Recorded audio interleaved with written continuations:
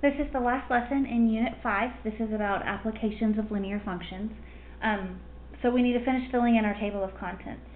So page 30 is parallel and perpendicular lines.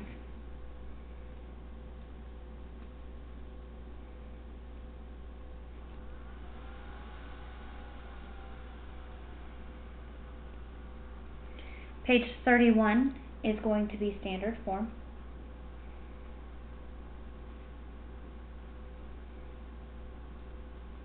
That's ax plus by equals c. Remember, rate 1, rate 2, and constant. And today, page 32, we're going to be writing equations from what's given.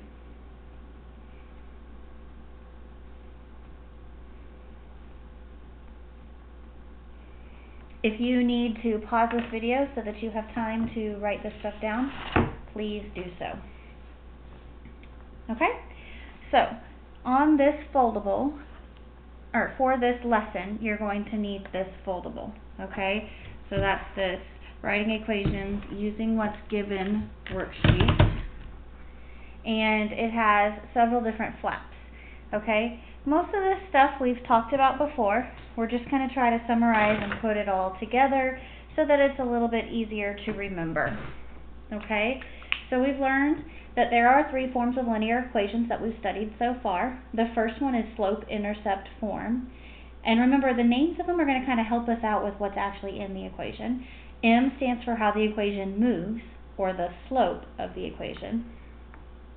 Let me turn on the light there so we don't have so much of a glare. So M stands for the slope. And B stands for where the equation begins. We'll put moves up here, sorry. And B stands for where the equation begins, or the y-intercept. Where the equation begins. Okay? The next form is point-slope form. So remember, M still stands for how the equation moves, or the slope. But remember, x1 stands for the x value, and y1 stands for the y value. And remember, we use opposite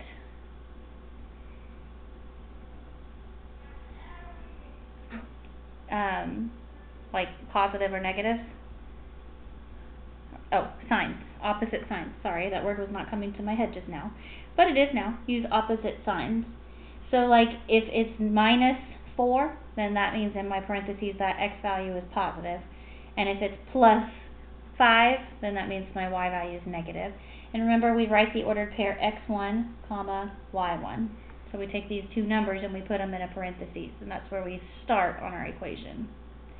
And the last form is standard form. We learned about this last class period. Remember, A stands for the first rate. B stands for the second rate. And C stands for a constant. Okay? Alright, so we're going to start by writing equations from graphs. And probably the easiest way to write equations from graphs is to look at this slope-intercept form, because we can always see where it touches the y-axis, and we can always figure out how it moves from looking at the graph. Okay? Open it up to the first one. And it says, so step 1 is to find the slope. So on this equation, we're going to find M. So they've kind of marked most of this one for you, which I thought was kind of nice. They found your pretty points. They marked your triangle. So this one is, remember, it's change in y over change in x. So that's going to be 4 over 1, because it rises 4 and it runs 1. Then it says to find your y-intercept. So your y-intercept is going to be at -3. Your y-intercept is going to be at -3. So B is -3. So now you just write your equation, y equals mx plus b. How did it move and where did it start? So y equals 4x plus -3. Most of the time we don't write plus negative, we write minus. Y equals 4x minus 3. Okay, So that's how you graph equations. Write an equation from a graph. Okay, so for the second example, they didn't do much of the work for you at all. So what you're going to do is you're going to find two pretty points so you can find the slope. I always like to try to find them on the y-axis if I can, so that takes care of two things all at once. Okay, and then I'm also going to find another one. I'm going to try to make sure they're as close as possible. That looks a little blurry, so I'm going to try to zoom in or focus it for just a second. There, that looks a lot better. Okay, so now we're going to go ahead and draw our slope triangle. Remember, that's this line straight down and line straight across. And so we see that it's 1 high and 2 across. So our slope is, it's moving, change in y over change in x. That's 2 over 1. Then we also have to find where it begins. So we're looking on the y-axis, and it begins at positive 1. So b equals 1. So then we just write our equation. Remember, it's y equals mx plus b. So it's y equals 2x plus 1. Okay? Oh, hold on. I made a big mistake here. What are we going to say the slope is? We have to think about slope do. What would he say on this graph? He's going to say nice negative. So we have to remember to make our slope negative. And also in our equation, we have to make our slope negative. Okay, so it's negative 2x plus 1. Okay? All right, so that's finding slope from graphs. Let's turn the page.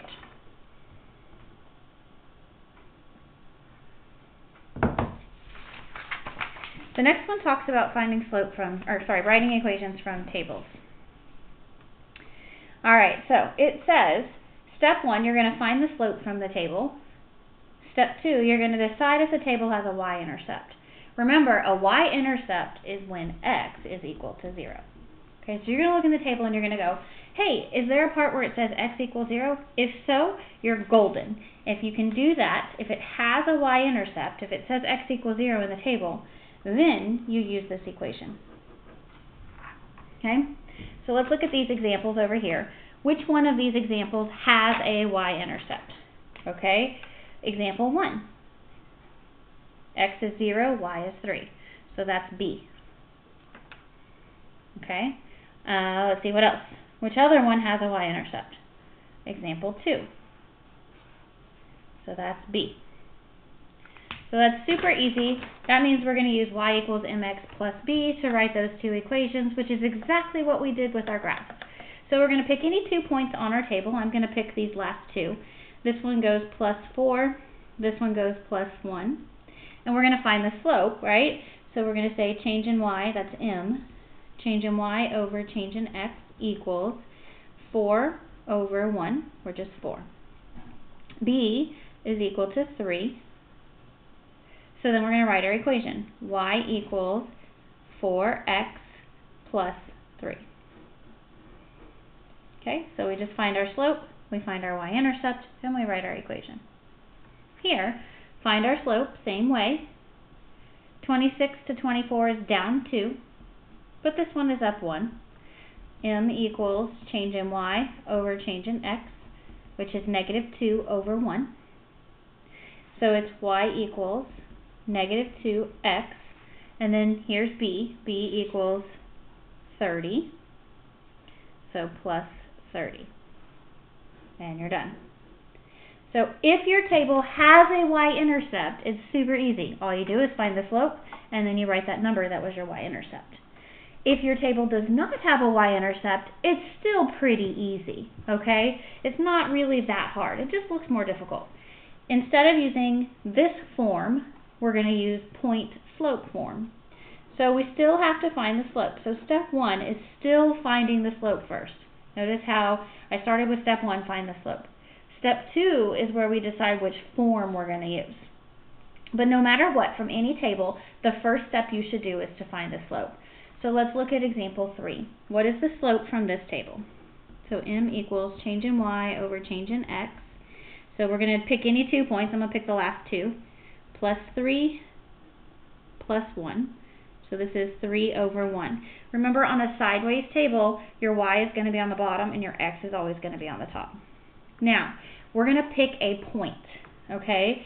So we're going to say x1 and y1, okay? So pick any point. So there's actually 1, 2, 3, 4, 5 different equations that I could write from this table, because there's 5 different points that I could pick out of the table. Okay, so there's, on example 3, there's 5 right answers. That's a lot of right answers we could have. Okay, they're all the same equation though, because I could solve them for y equals and end up with the same thing. Okay, I'm not going to do that because that's too much work. I just want to show you the easy way to do this. Okay, I'm going to pick, I like even numbers, so I'm going to pick 2 and 10 as my points. So that means x1 is going to be 2 and y1 is going to be 10. Okay, so now I just write my equation. So remember, it's y minus some number equals m, what's m? 3 times x minus and then some number. Okay, so we got to put the y next to the y and the x next to the x. So the y1 is 10 and the x1 is 2. And that's my equation. Okay? Or you could write y minus, let's see, what if we used this point, 1 and 7? So y minus 7 equals, we still have a slope of 3 times x minus 1. Same equation. Okay? If I solved it for x, it'd be the same equation. Okay, last one on this page is talking about the number of classes and the cost. Remember, x is always on top and y is always on bottom. We only have 2 points from this one, so it's not as much to pick from. So there's only 2 separate equations I could write. So let's draw our slopes, or find our slope. That's the first step for all of them. So from 290 to 315 is 25. So this is, remember, is change in y over change in x. I forgot to write it. So from 290 to 315 is plus 25, and from 5 to 10 is plus 5. Okay, so let's find our slope. Change in y is 25, change in x is 5, and then if I do 25 divided by 5, I get 5. So our slope is 5. And now we're going to write 2 equations. So pick a point. So I like to circle the point I'm choosing just so I don't get confused and look at anything else. I picked the second one. You can pick either one, it does not matter. So you say, remember, it's y minus, so this is y1 and this is x1. So y minus 315 equals m, what's m? 5 times x minus 10. And you're done. Okay? If I wrote the equation for the other numbers, it's going to be the same thing. Y minus 290 equals same slope. The slope didn't change. It's the same slope. 5 times x minus 5. Those are both correct. Do I have to write both equations? No. You only have to write one equation. Okay? All right. Believe it or not, we're actually halfway through this packet, even though there's 3 more tabs left, because this next tab is just a summary of when to use what. Okay?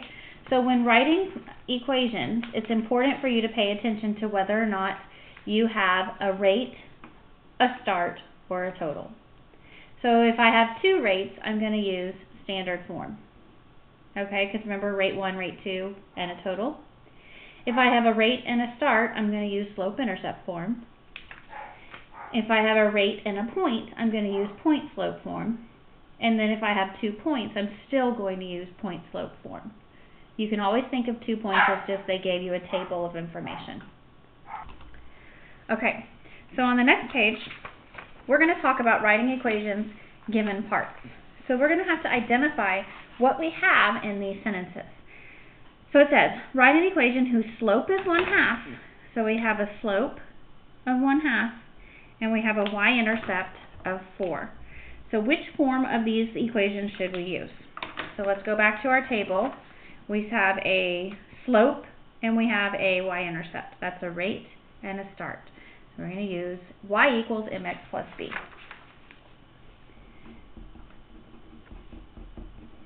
So instead of m, I'm going to put 1/2, and instead of b, I'm going to put 4. So m is the 1/2 and b is the 4. Okay, should be easy. That's one you guys have been doing since last year. Next one. A little bit harder, but not really. It says write an equation whose slope is 1/2, but it goes through the point for -1, I mean. So this time we have a slope, which is a rate, and we have a point. Okay, so which form are we going to use for this one? So let's go back to the page before it and look at them. So we have a rate and we have a point. Let's see, one rate and a point. That's going to be point slope form. So let's copy this equation down. Y minus y1 equals m times x minus x1. And then we have our point. What do we know? x1 is 4, y1 is -1. So now we just fill in what we know. So it's y minus -1 equals, m is going to be 1/2, and then x minus x1, which is 4. We're not done on this one because it's not okay to leave minus and negative. What does minus and negative really mean? It means plus. So y plus 1 equals 1/2 times x minus 4. Okay? All right. The last one says write an equation that goes through the points -3, 10, and 6, -5. So this time I have 2 points. So I'm going to go back and I'm going to look at my table and figure out what form do I use for 2 points. And it says I'm going to use point slope form. Okay, so that means what do I need to find? I need to find a slope. Okay, so let's write down the equation. It's y minus y1 equals m times x minus x1. And we can pick any of these 2 points to use, just like if we had a table. In fact, I like to make a table to find slope, so it actually becomes just like the table problem we were doing earlier. So I made them into a table. I just wrote them straight across. 3, -10, 6, -5, and turned it into a table. If I owed $10 and now I owe $5, I've made $5 in the process. And then from 3 to 6 is also plus 3. So my slope is change in y over change in x, which is 5/3. That's m. Okay? So instead of writing m here, I'm going to put 5/3. And then I'm just going to fill in my things. So I know, let's write x1. Let's pick a point. I'm going to pick 6, -5. So I know that x1 is 6 and y1 is -5. Okay, so I'm going to say x minus 6 and y minus -5. Remember, it's not okay to have minus and negative. That really means plus. So we're going to rewrite this equation in its simplest form. This is not the only equation you could have written. You could have used 3, -10. That equation would be y minus -10 equals, still the same slope, 5/3 x minus 3. Remember, we can't have two negatives, so this is y plus 10 equals 5/3 x minus 3. Okay?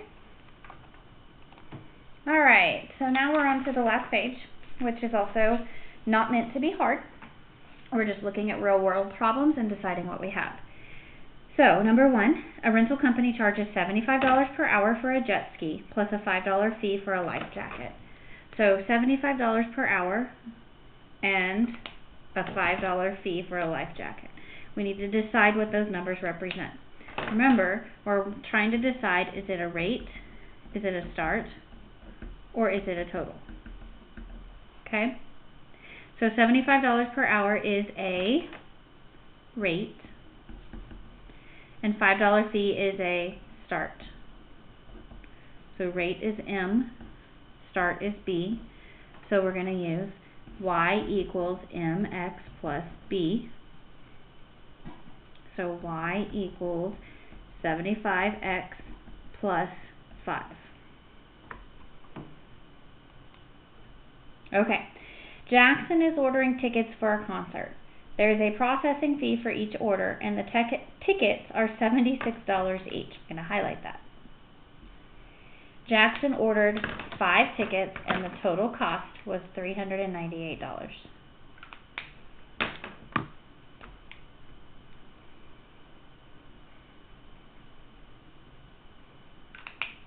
All right.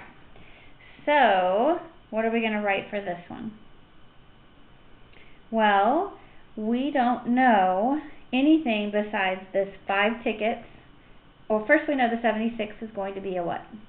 A rate. Now, we know that 5 tickets cost $398. So anytime they're telling us a relationship between two things, we know that's a point. So our point is 5, 398. That's our point. Okay?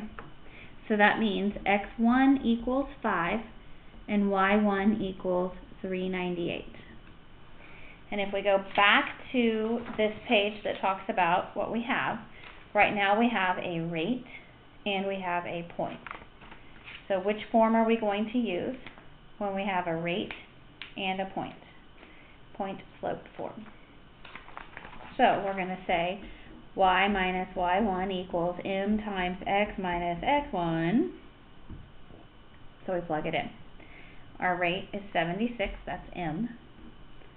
So 76 parentheses, and then x minus 5, and y minus 398. And we put an equal sign in between them, and we're done with this problem. Okay? Remember, at any time, if I'm going too fast, please slow the video down by pausing it. Okay? You can also rewind it if you get lost. Alright, number 3. A local gym charges $290 for 5 classes and $315 for 10 classes. So if you look, we've got our cost and our cost, and we've got our classes and our classes. So what this means is I have 2 points. I have 5, 290, and I have 10, 315. I have 2 points. So go back to the page that talks about which equation to use. Which equation do I use when I have 2 points? Point-slope form. So I say y minus y1 equals m times x minus x1. And now there's 2 correct answers to this problem. There's one where I use this point, and there's one where I use this point. I'm going to go ahead and use this point because it's not where I wrote the equation at. So 10 is x1 and 315 is y1. So I'm going to fill in those with the equation. So y minus 315 equals, wait, what's m? Oh yeah, remember guys, you have to find m. So let's find the slope. So it's 5, 290, 10, 315. Let's find the slope. Wait, doesn't this look familiar? Plus 25, plus 5. Isn't this slope 5? I need to find a spot for this. Change in y over change in x equals 25 over 5. Yeah, the slope is 5. So that's what I'm going to put right here. And then x minus, and so x1 is 10. So that's your equation for this one. Okay, so the next one says the temperature dropped rapidly overnight, starting at 80 degrees Fahrenheit. Oh, cool! Look, it says starting. That must mean start. So that's a start for a B. The temperature dropped 3 degrees Fahrenheit per hour. So that is a rate. So if I have a rate and a start, I'm hoping you're not having to go back to the beginning and look, but if you do, go ahead. That's going to be here. If I have a rate and a start, that's y equals mx plus b. So I'm going to say y equals mx plus b. So m is going to be 3x plus 80. Okay, there's that equation. And now we're on to our very last one.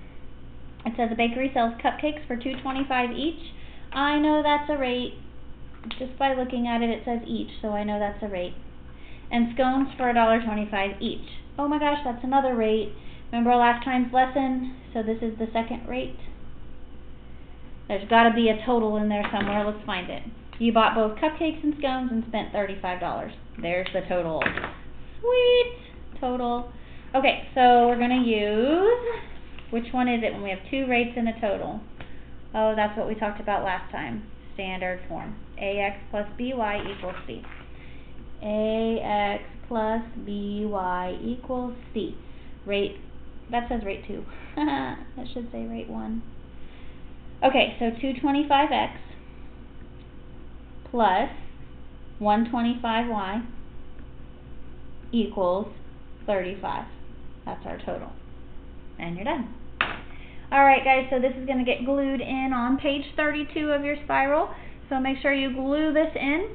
Also make sure you get your spiral ready for next class period. I'll take a spiral grade while you guys are doing your review. Thanks so much guys and have a good one. People, I messed up on the table of contents. I just realized actually that this writing equations from what's given should be on page 33. And the standard form should be on page 32. And the parallel and perpendicular line should be on page 31. And then you need to add at the bottom, page 30, which was hoi vux. I forgot about that. So, please fix this. Erase it if you can. Write over it if you need to. Unfortunately, I wrote a non-erasable pen. So, your writing equations from what's given should be on page 33. Okay? Please take care of this before next class because I want to make sure you get a good grade. Alright, have a good one.